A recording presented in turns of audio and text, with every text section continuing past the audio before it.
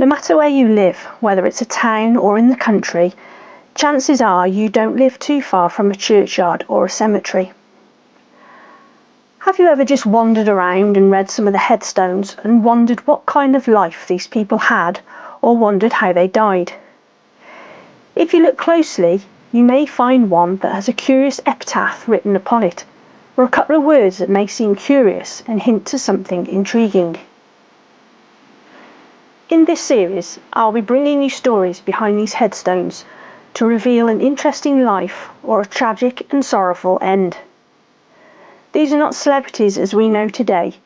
Some may have been recognised in their lifetime, but are forgotten names now, or they may be normal folk whose lives were tragically cut short. Join me as I discover some tales from the grave. Today we visit a grave at St Augustine's Church in Rugeley. The gravestone, paid for by the occupants of Rugeley at the time, reads, "To the memory of Christina Collins, wife of Robert Collins, London, who having been barbarously treated was found dead in the canal in this parish on June 17th, 1839, aged 37 years. As dawn was rising on the 17th of June 1839, men were on their way to work via the Trent and Mersey Canal in the small Staffordshire town of Rugeley. Unfortunately for them, this same morning they would discover a body in the canal. It was that of 37-year-old Christina Collins. Christina was born Christina Brown in New Wadford in Nottingham. Her father, Robert Brown, was an inventor, but the family fell on hard times despite his intelligence and brilliant ideas. Towards the end of his life, he became depressed and attempted suicide before dying in 1818. Christina was an educated woman and was reportedly not too impressed with the change of circumstances and the lack of money. A local newspaper reporting after her death said she had been well formed to move in a different sphere, but the unforeseen events which occurred in Mr. Brown's family when the children were young blighted all of their prospects and left them without friends or protectors to guide them in the rugged paths of existence. Christina's mother went to work after Robert's death and worked in nursing until her 60s. His son Alfred attempted to further his father's inventions, but a lack of funding prevented him from doing so. Christina married a man named Thomas Ingleby, a magician initially from Dundee. His advertising declared, "Mr. Ingleby, the greatest man in the world, most respectfully informs the nobility, gentry and public in general that in consequence of his superior excellence in the art of deception, he has had conferred upon him in the last week the title of Emperor of all conjurers by a numerous assemblage of gentlemen amateurs, and particularly through the trick of cutting a fowl's head off and restoring it to life and animation." As time went by, Christina joined Thomas's performances. She started with recitations and various songs, before including dancing as well. Thomas died in 1832, leaving his younger wife a widow. They had no children together. In 1838, Christina married Robert Collins. Robert was an ostler, someone who was employed to look after the horses of those staying at an inn. He had no high social status and work could sometimes be scarce, but Christina adored him. They moved to Liverpool together to search for work, with Christina working as a seamstress at 3 Crosshall Street. Robert wasn't as successful. In May 1839, he decided to travel to London to find work. He found it, working as an ostler again and lodging at 10 Edgware Road. Although he was working, he was understandably missing his wife. It was the 15th of June 1839 when Christina left her job as a seamstress to travel to her husband. Robert had sent her a guinea, which is worth £1.05. The railway line was too expensive for them, but she found a freight-carrying narrowboat that would take her for 16 shillings. The narrowboat was manned by Captain James Owen, boatman George Thomas and William Ellis, and a cabin boy, William Musson. James Owen was a married 39-year-old man from Brinklow. George Thomas, also called Dobell, was a 27-year-old single man originally from Wombourne. William Ellis, also known as Lambert, was a 28-year-old from Brinklow and illiterate. and William Musson was a teenager from Chilvers Cotton. Whilst travelling, Christina had complained to Canal officials in nearby Stoke-on-Trent about the boatmen's somewhat fruity language and the increasing attention they were paying her as the only woman on board. William Brock, a porter for a Pickford boat, confirmed that the boat arrived at Stoke midday on the 16th of June. He later said he heard Christina say to George Thomas, "Leave me alone, I'll not have anything to do with you." Brooks later surmised that they were making free with the spirit which was the cargo, stealing a cheeky drink from the items they were supposed to be moving. In Stone, witnesses later said that Christina was worried that the men were going to meddle with her, but unfortunately there was no room on the London coach, so she had to continue her journey by boat. Later that day, the boat arrived at Aston Lock, about 1.5 miles from Stone. Christina had arrived slightly earlier. She had taken to walking along the towpath rather than travelling with the intoxicated boatmen. She intended to rejoin them when they had hopefully sobered up a little. Christina sat and waited for the boat to catch up while sharpening a penknife she was carrying on the steps of the lockkeeper's cottage. Later, one of the men had a cut on his face, but it's not conclusive what caused the cut. John Tansley, the assistant clerk at Aston Lock, later said that as the boat pulled up, the men cursed her eye and wished she was in hell flames, for he hated the sight of her. As she boarded the boat, James Owen offered her a drink, although the post-mortem later showed no alcohol in her body, so it's unlikely she drank it. Thomas Blore was the captain of a boat called the Emerald that passed them near Sandon. Blore said he heard James Owen referring to Christina in crude, coarse terms, saying he would do what he wanted with her, or he would burke her. This referred to an executed man from a decade before. He would smother his victims, then sell the bodies to medical practices. Around this time, Christina decided she would be safer to walk on the towpath again. Another boat captain, Robert Walker, said he passed her on the towpath before meeting with James Owen's boat. One of the men asked Robert Walker if they had seen a woman on the towpath before describing what he would do with her in not-so-polite language. At the Who Mill Lock, the keeper, James Mills, and his wife Anne were woken by someone screaming around midnight. They looked through their bedroom window to see 3 men and Christina with their legs hanging down at the side of the cabin. She screamed, "I'll not go down, don't attempt me." Anne Mills asked who she was. One of the men replied that she was a passenger and that her husband was with her. That seemed to appease the Mills.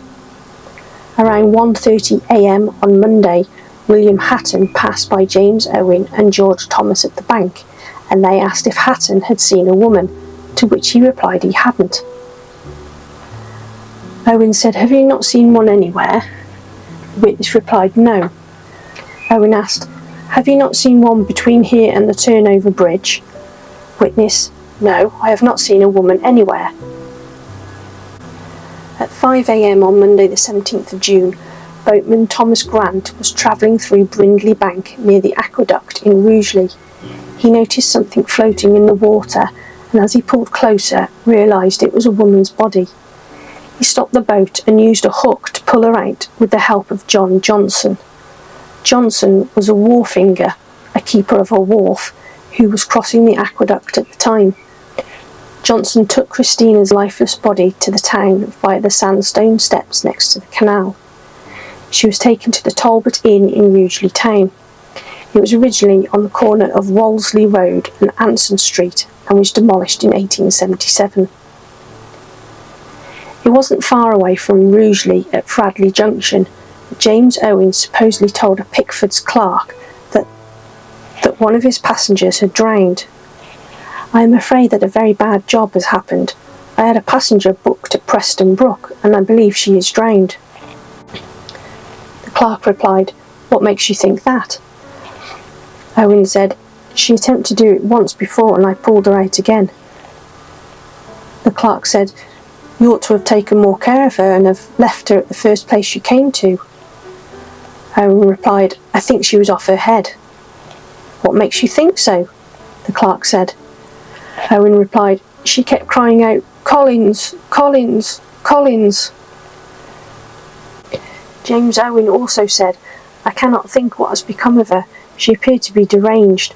She got into the canal once up to her knees, and I pulled her out and took her into the cabin. The police were sent for. It took less than an hour after the discovery of Christina before the boat crew were in custody. Some were still slightly drunk from the whiskey they had acquired from the cargo hold. Christina's shoes and crushed bonnet were found in the boat's cabin. The arresting officer, William Harrison, later testified that the men were still tipsy and quite abusive when they were handcuffed. He claimed one of them muttered, "Damn and blast the woman." The cabin boy, William Musson, was never charged but supposedly informed the authorities that William Ellis was asleep at the time of the murder, as he could hear him snoring. There were no eyewitnesses as to what happened to Christine. The boatman assumed she had either committed suicide or simply fell in the canal during the night and accidentally drowned. While this happened, Christina's body was still at the Talbot Inn. Hannah Phillips was employed to remove Christina's clothes with the help of Elizabeth Matthews. Christina was wearing a dark-coloured dress and a fashionable handkerchief around her neck. The left sleeve was ripped out, the cuff on one hand was damaged, and her underwear was torn across the front. Thomas Grant and John Johnson were adamant that they hadn't torn or damaged the clothing when removing her from the canal. The local surgeon, Samuel Barrett, later examined the body at the inquest. He reported, "There were 2 minor bruises below the elbow of the right arm. I opened the body and examined it internally. I observed some froth in the mouth of the throat. The cavities on the right side of the heart were gorged with a dark-coloured blood. Also the vessels leading to the lungs. The viscera were all healthy and sound. There was a frothy mucus about the mouth and throat and about a pint of water in the stomach." Barrett had been in practice at Rugeley 21 years and convinced that the death was caused from suffocation through drowning. At the first trial in the summer of 1839, Judge Williams heavily directed the jury to find the men not guilty of the allegations of serious sexual assault. 2 surgeons claimed she had been raped, but there was insufficient evidence to convict the boatman. A second trial, this time for murder, took place on the 16th of March 1840 at Shire Hall, Stafford, and at 9 a.m. the boatman pleaded not guilty in a firm and distinct tone in front of Judge Gurney. During this trial, prosecutors called Joseph Orgill to the stand. Orgill had been a cellmate of Captain James Owen and was a key witness for the prosecution.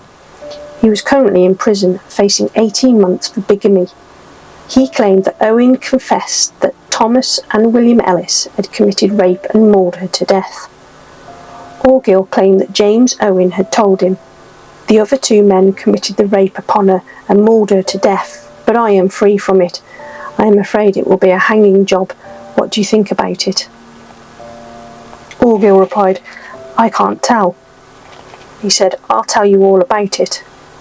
He supposedly went on to describe how George Thomas and Michael Ellis repeatedly raped Christina, saying, "The woman had a pair of trousers on, and before they could commit the rape, they pulled a knife out, and one held her whilst the other cut her trousers open. She screamed very loud, but I don't think they heard her at the lock." Orgill went on to say James Owen had claimed, "When I tried to have my way with her, she said, 'Oh, Captain, what are you doing?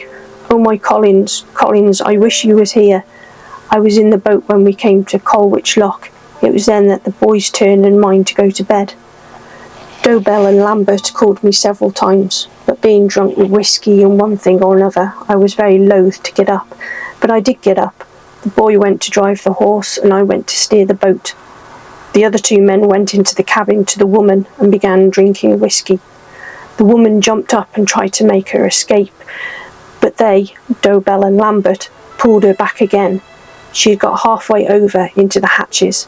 They pulled her into the cabin and committed rapes upon her again." When Orgill asked if the woman was dead, he said, "I think she was completely mauled to death." The issue with Orgill was that he had been all but promised a pardon if he made a statement about the case that would help convict the boatman. Legal historian Dr. Philip Handler stated in 2020, Orgill maintained that he knew nothing of the pardon until the trial, but we have a letter where the prison governor had said to Orgill that a pardon would be the outcome. He must have lied when he told the jury otherwise. Orgill's character was also called into disrepute by those who knew him in his hometown of Burton. They wrote to the Home Office claiming he was a completely disreputable character whose evidence shouldn't be given any weight at all. On top of this apparent confession, Christina's widowed husband, Robert Collins, was called to the witness box. He sobbed as he told the court how he identified his wife's body, seriously tugging on some heartstrings. As he left the witness box, he shook his head at the prisoners in a very mournful but still revengeful manner. The jury gave their verdict, guilty. The judge passed the sentence. James Owen, George Thomas and William Ellis, after a long and patient hearing of the circumstances of this case, and after due deliberation on the part of the jury, you have been found guilty of the foul crime of murder. Murder of an unoffending and helpless woman who was under your protection and who, there is reason to believe, was the object of your lust, and then, to prevent detection for that crime, was the object of your cruelty. Look not for pardon in this world. Apply to the God of mercy for that pardon, which He alone can extend to penitent sinners, and prepare yourselves for the ignominious death which awaits you. This case is one of the most shocking that has ever come under my knowledge, and it remains for me to pass upon you the awful sentence of the law, that you be taken from whence you came, and from thence to the place of execution, and that you, and each of you, be hanged by the neck until you are dead, and that your bodies afterwards be buried within the precincts of the prison, and may God have mercy on your souls. Captain James Owen and boatman George Thomas were sentenced to hang. James Owen's wife visits him in prison, but became so upset she would be thrown into a fit. William Ellis was given a last-minute reprieve from his death sentence. He heard the news just as the three men were receiving the last sacrament. William Ellis was supposed to be transported to Australia as punishment instead, and was returned to Stafford Prison to wait for this. He became a completely transformed character whilst awaiting deportation, with prison governor Thomas Bruton writing a letter suggesting that he shouldn't be transported after all.